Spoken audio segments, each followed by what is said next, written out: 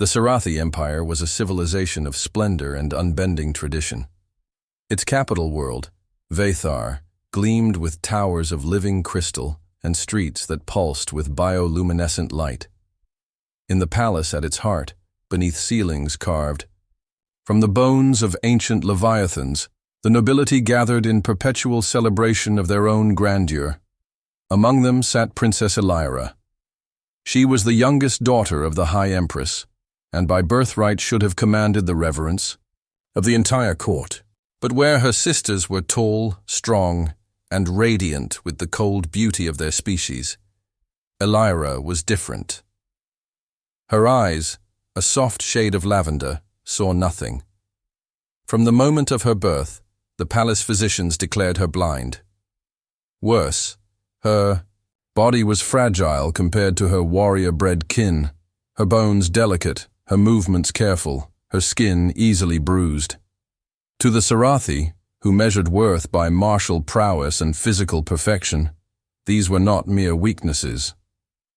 They were a curse. Thus, while the empire displayed its other princesses like jewels in the galactic courts, Elira was hidden in the palace shadows. Courtiers would bow and address her attendants, never her. Her siblings regarded her with cool politeness, as though embarrassed to share blood with her. Suitors who once sought alliance with the throne turned away in disgust when they learned of her defects. The whispers followed her wherever she went, a blemish on the royal line. The gods punished the empress through her child. Better she had never been born. Elira heard every word.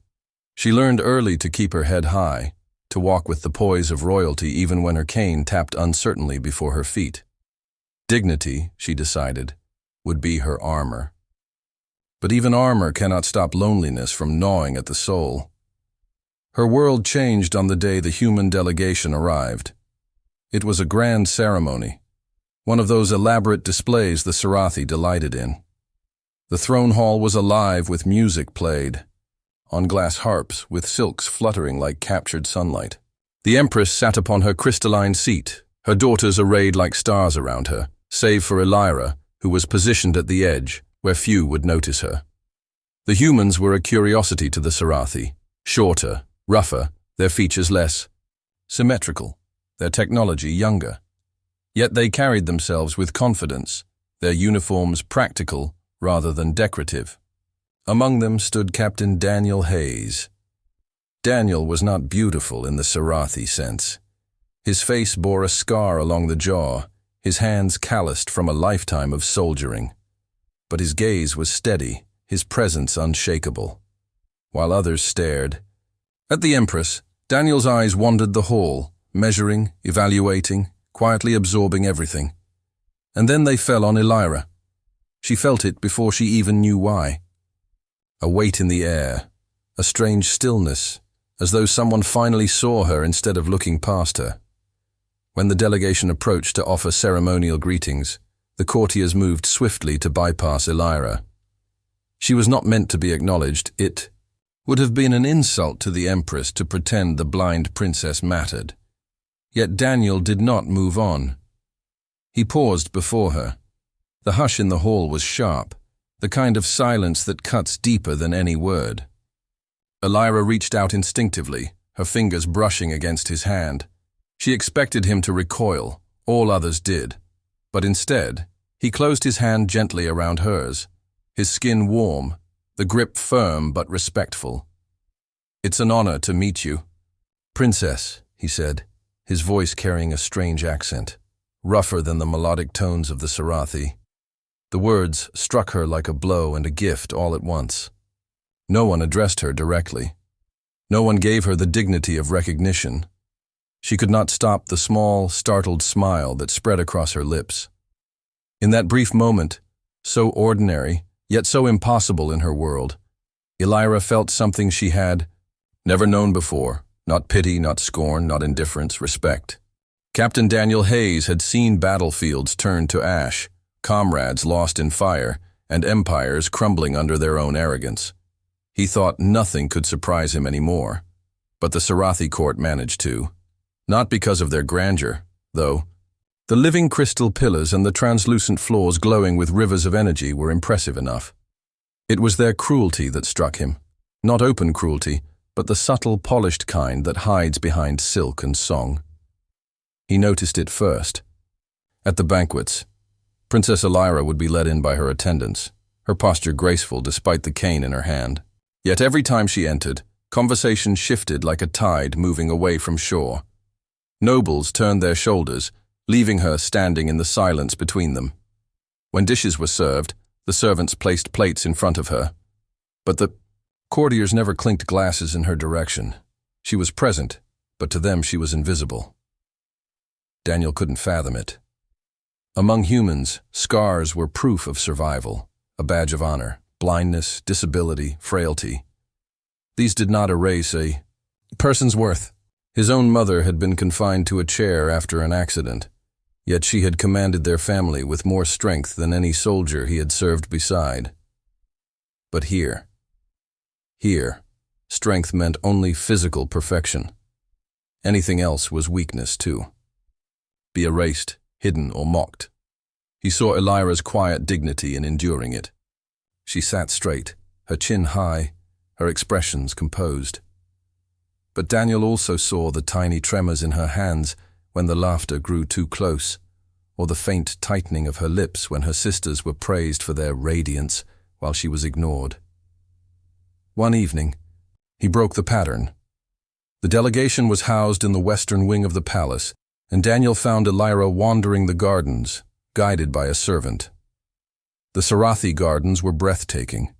Plants that glowed softly in the night, flowers that pulsed in rhythm with the planet's magnetic fields.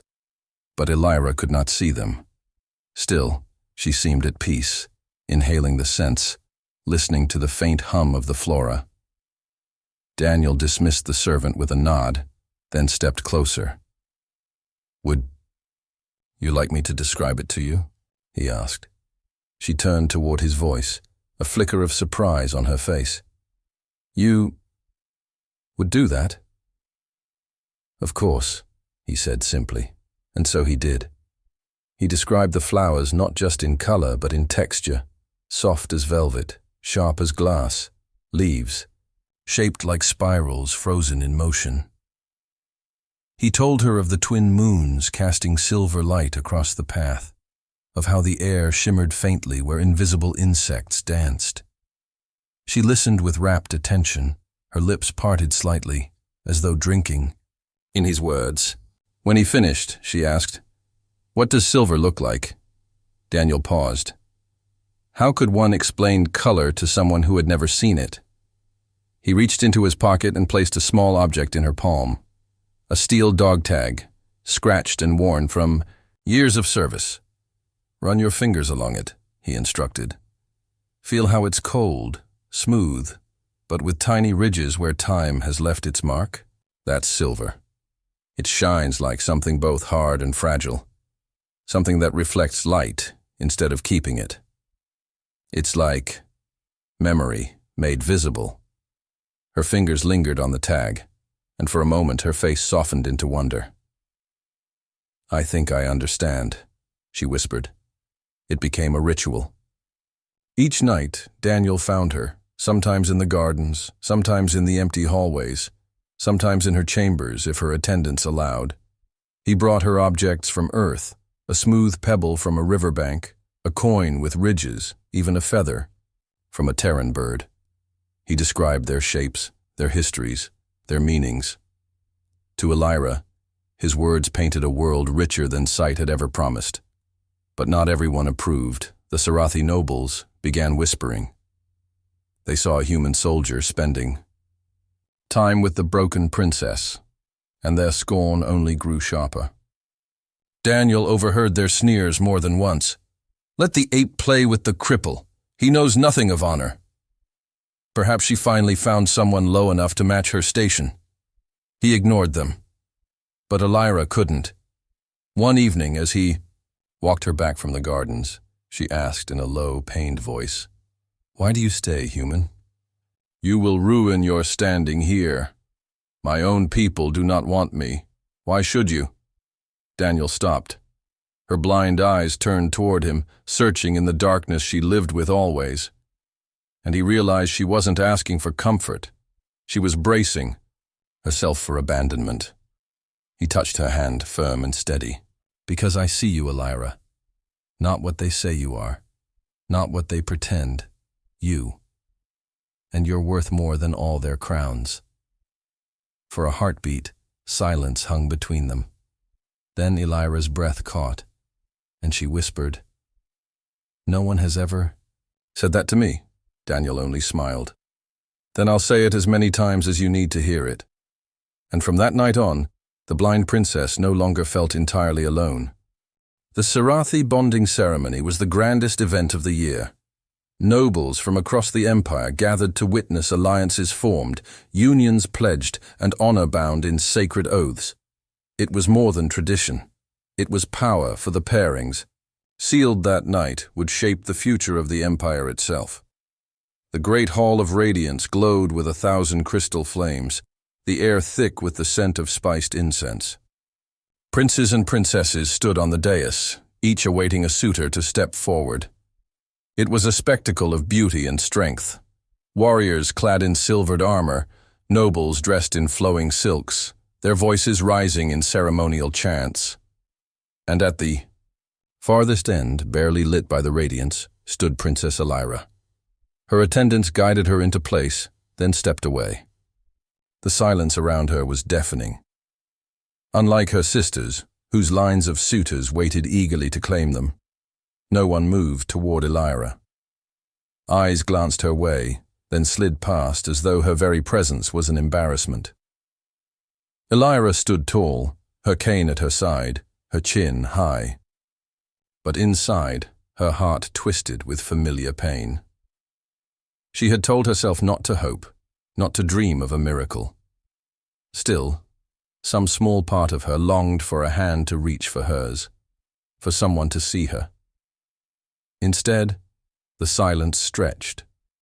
Each moment, another knife. The Empress shifted on her throne, her expression unreadable. Whispers rippled through the court. Not even the desperate will take her. The shame of the royal line. Elira clenched her fists. She would endure it, as she always had. Dignity would be her only shield, and then, "I will stand for her." The words cut through the hall like a blade. Every head turned. Gasps erupted. Daniel. Hayes stepped forward from the human delegation, his stride steady, his voice carrying across the hall with unshakable conviction. He moved past the glittering nobles, past the sneering warriors, until he stood at Elira's side. The chamber fell into uproar. "You?" a Sarathi lord spat, his jeweled mantle trembling with outrage. "A human? You are not of our kind. You have no claim in this hall." Daniel's jaw tightened. He did not flinch under their scorn. "I have no claim by your laws," he admitted, his voice low but firm. "But I have the right of choice. And I choose her." The nobles jeered, laughter, rolling like thunder. To them, it was absurd. An alien, a lesser species, daring to bond with a Sarathi princess. Worse still, with that princess. Elira's breath caught. She turned her face toward him, her blind eyes wide. "Daniel," she whispered, her voice almost lost beneath the noise. But he heard her. He always heard her. He offered his hand, palm, up, waiting, not demanding, not pitying, waiting. For a heartbeat, the entire court seemed to hold still. Elira's hand trembled as she lifted it, her fingers brushing his. The warmth of his skin, the steadiness of his touch. It was like anchoring herself after years adrift. Slowly, she placed her hand in his. The hall erupted again, this time in fury, blasphemy. An insult to the throne. "Throw him." "Out!" The Empress raised a single hand, and silence fell like a guillotine. She rose from her throne, her robes shimmering with an authority older than any law. "Human," she said, her voice echoing across the chamber. You dare stand for my daughter when no Sarathi warrior will? Do you presume yourself worthy of her bond? Daniel met her gaze without fear. Not presume, Majesty, but I will prove it, if you allow me. A ripple of surprise moved through the hall. No one spoke to the Empress so directly, but she did not strike him down. Instead, her sharp eyes flicked to Elira, then back to him. Something unreadable passed across her face.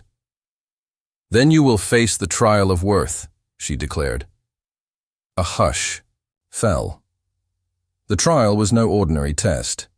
It was a contest held in the arena, designed to measure not only strength, but unity, trust, and the will to endure. Warriors faced shifting labyrinths, mechanical beasts, traps both physical and mental. Many failed. Few triumphed, and now, the blind princess and the human soldier were to be thrown into it. The nobles smirked, already savoring the humiliation they would witness. She will doom him, one whispered gleefully. The ape will regret his foolishness, but… Daniel did not flinch.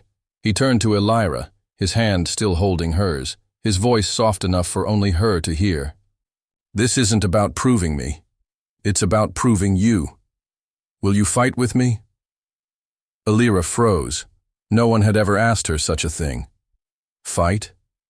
She had been told all her life she could not. That she was a burden. That she was helpless. But Daniel's tone held no mockery, no doubt.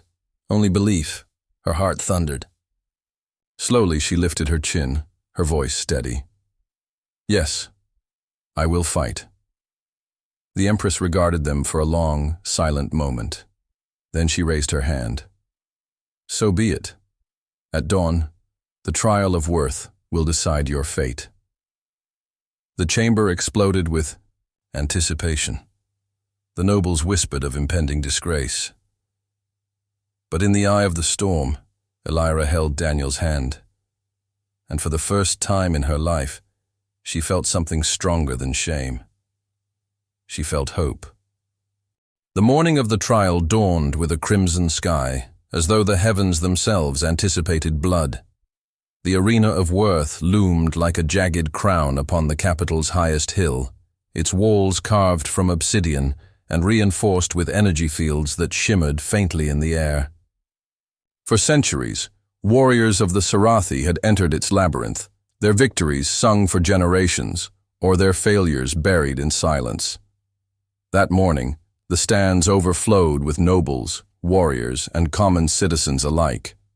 Curiosity drew them, but so did hunger for spectacle.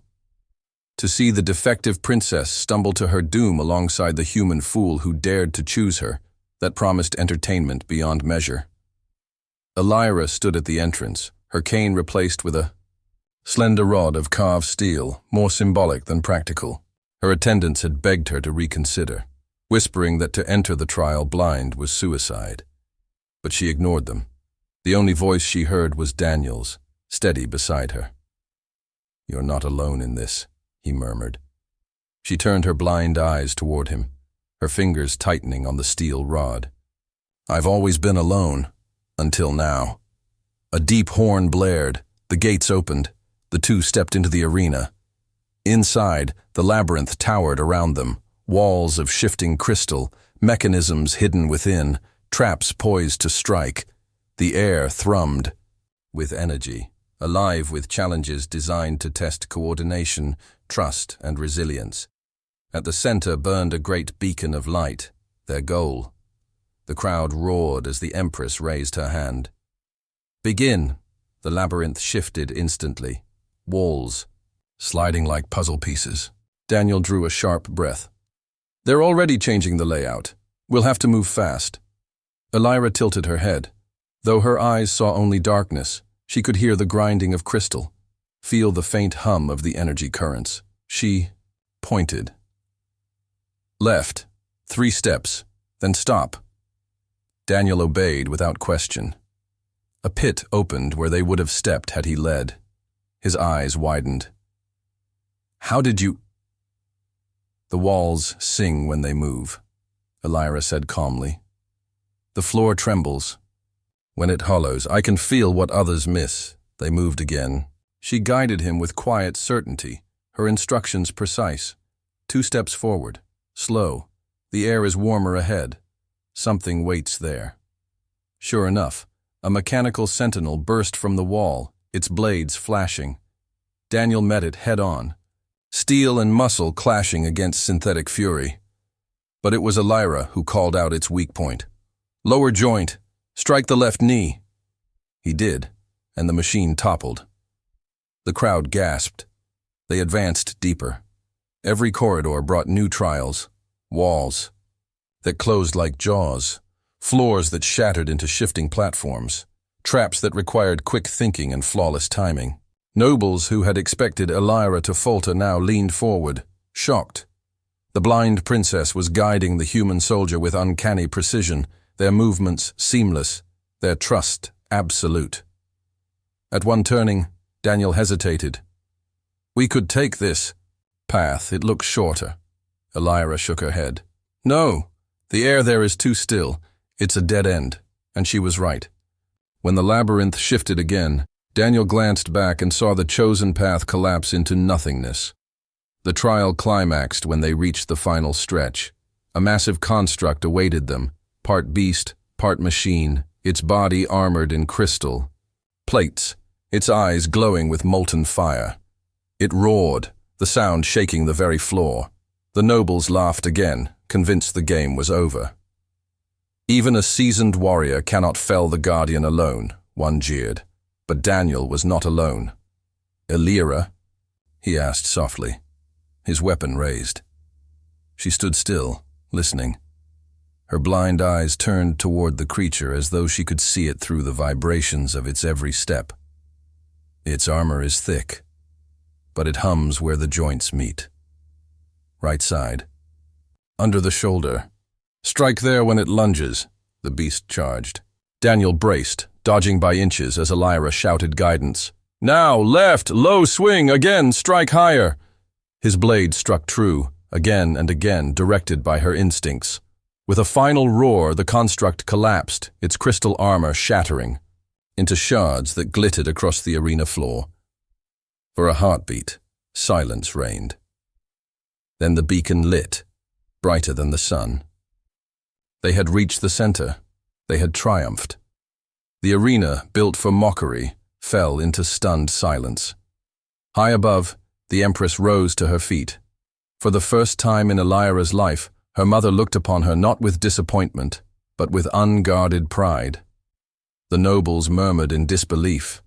The blind princess, whom they had shunned as worthless, had led a human to victory in the trial of worth. Elira stood tall, her chest heaving with exhaustion, but her chin unbowed. She gripped Daniel's hand tightly. For once, the silence of the crowd did not wound her, it honored her, and in that silence she knew the world had finally seen her. The royal court of Velara stood hushed, the echo of whispered doubts and broken traditions still clinging to its vaulted walls. For centuries, the bond ceremonies had been sacred, etched into the bones of their culture. A princess was meant to unite strength and lineage, to secure alliances that spanned star systems. Yet now, on the dais at the heart of the court, stood something no prophecy, no council, no priest had ever envisioned, a human and a blind princess, bound not by necessity, but by choice.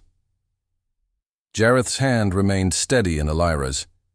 His voice, low but resolute, carried across the chamber. "You see weakness. I see strength you refuse to acknowledge. You see imperfection. I see perfection in her will, her mind, her heart." Every noble in the chamber shifted uneasily. Their antennae twitched, their wings fluttered, their eyes darted. It was an insult to their traditions, yet also undeniably stirring. For the first time, many looked at the blind princess not as a burden, but as someone who might embody the defiance and resilience their people once cherished.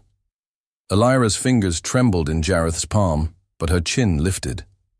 She had been silent through most of the confrontation, as she often had been throughout her life. But now, Her voice rang clear, soft, yet carrying the weight of truth. You have always said I am unfit to rule. That blindness makes me a shadow, not a princess. But I have seen more in the darkness than you have in the light. You look at Jareth and see only an outsider, yet he is the first who has treated me as more than a name, more than a duty, more than a failure. The silence that followed was deafening. Even the hum of the energy lamp seemed to dim. The king shifted on his throne, his mandibles clicking faintly. He had always hidden his shame of her behind sternness, behind silence. But now, before all gathered, his words faltered. "Daughter, you would claim him then?" Her answer was not hesitation, not shame, but certainty. Yes, not because he is human, not because no one else would, because he is the one who saw me. And I will not reject the only bond forged in truth. Jareth's chest tightened at her words. For a soldier who had spent years in the vast emptiness of the stars, watching comrades fall, the idea of being chosen, not by duty, not by command, but by someone who saw him for who he was, stirred something raw in him. The courtiers broke into an uproar. Some shouted that it was blasphemy. Others demanded the ceremony be annulled. Yet beneath the chaos, a subtle undercurrent was forming. Young warriors looked on with wide eyes. The servants, once bowed in pity or disdain when they passed Elira in the halls, now stared as though seeing her for the first time.